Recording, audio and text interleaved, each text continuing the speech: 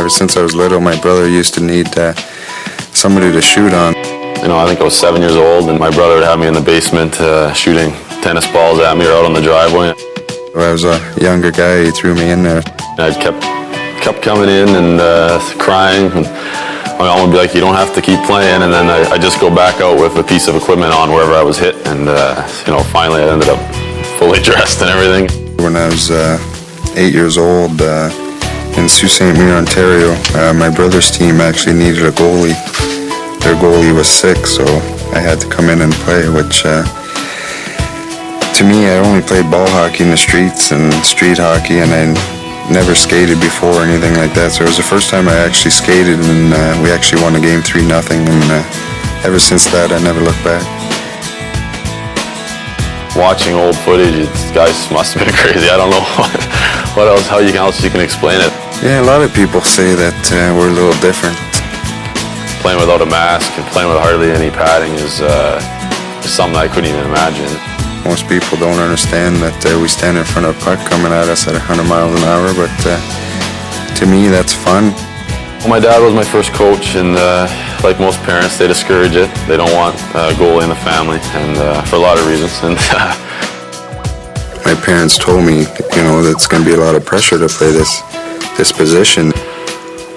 I don't remember being very brave as a kid. Actually, I remember I was scared. I was scared of strangers as a little kid. Like, that's what my parents always tell me. It doesn't matter if you're playing Pee Wee, Bantam, Midget, or NHL. The goalie's always going to be the guy that gets his fingers pointed at. If he wins the game, he's the hero, and if he loses the game, he's the reason why you lost. A couple years ago, my mom was going through some stuff in my room, and she found my journal from grade 4 or 5 or something like that. And in it, we had to write in a realistic job and a dream job. My realistic job was being an NHL goalie, and the teacher laughed, and at the teacher-parent meeting, they told my parents, and my parents were like, "Well, that's what he wants to be." And he spends more time doing that than anything.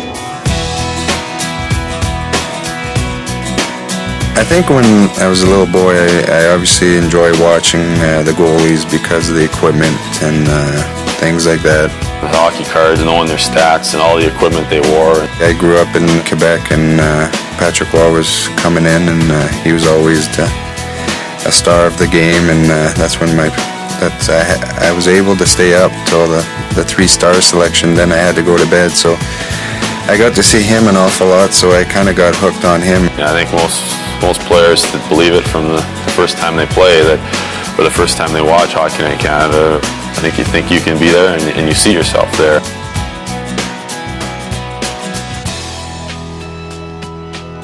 To be a little kid, to dream about it, and to realize it, it's an incredible feeling. It was morning of Game 5 when we skated that morning, and after practice, after the game day skate, there was the media, and the media were asking a lot of questions about it, and I just gave the answer, I'll be ready if I'm called on. I didn't think it was seriously going to happen. It's funny, I never thought I'd get a chance to play against Patrick Roy because I was 8 years old watching him.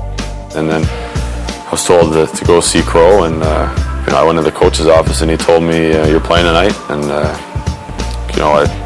was a little surprised, to be honest. It was a great feeling, and so many emotions go through you. And he just told me, he said, "We have confidence in you, and have fun, enjoy it." Next thing you know, I'm facing Patrick Roy for my first ever game in the playoffs. So that was a dream, kind of a dream come true for me, to play against my idol. It was, even looking back now, it doesn't seem real. It doesn't seem like it happened. And if I see highlights or whatever, I can't believe it's me in there. My dad was in the Air Force. He was a helicopter test pilot in the military. He'd sort of tell me some stories, and you'd understand really, he'd be either testing out something new, or if there's something wrong with this helicopter, see what you think. And when you hear those stories, and you think, it's a totally different kind of pressure, and it's a totally different life than I could even imagine. Well, I think it pushes you. It pushes you to get better. My goal is to get to the next level, and I think the way I am, I need that pressure to get me to that next level, and I think this position is fitted for me. I mean, like most things, things are in you, and I think it's just finding a way to unlock it. And you get in more pressure-packed environments, and you learn that you can handle it, and it's not that bad, and that it's a good thing, and you start to enjoy it, and then you start to love it. It was a 5-on-5 brawl going, and the other goalie went in to help one of his teammates, and I just skated the whole length of the ice, and me and the other guy went at it. Well, you never like to brag, but it was a good one for me anyways. I used to fight more often, and then I started being a number one goalie, and I was too important for the team for me to take penalties and take suspensions. But I'm not going to change that part of my game. It's gotten me to the NHL, so I got to keep doing it. People try to get me off my game, or run me, or say things to me, or all those little things. Start of the third period in Game 6. So it was 4-2, and the Flames were mounting the comeback. And even on TV timeouts, when I go for a drink at the bench, the whole visiting bench is up and howling at me, saying things, trying to get me off my game. And again, let's skated by, and he says, we're coming, Alden. And I sort of just, I didn't say anything, and he just skated by, and they came pretty hard after that. Which is a good sign. I think that they wouldn't be doing it if I wasn't doing my job.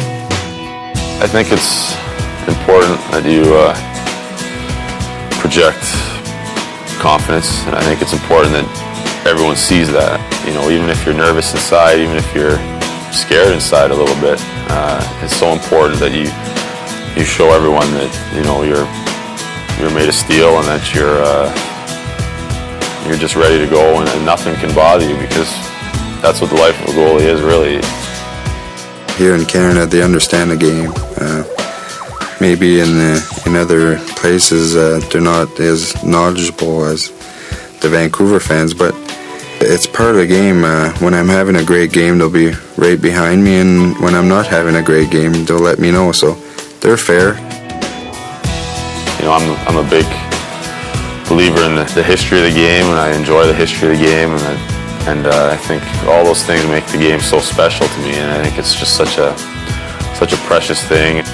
It's not just a job, it's more than a job. It's a passion to the players, it's a passion to the fans, and you got to respect what the fans do for this game. You got to respect their commitment level too, and you've got to go out and perform, because you're not just playing for yourself, you're playing for, you know, your teammates, you're playing for the fans, you're playing for a city, and you know, sometimes for a country, and it's a special feeling.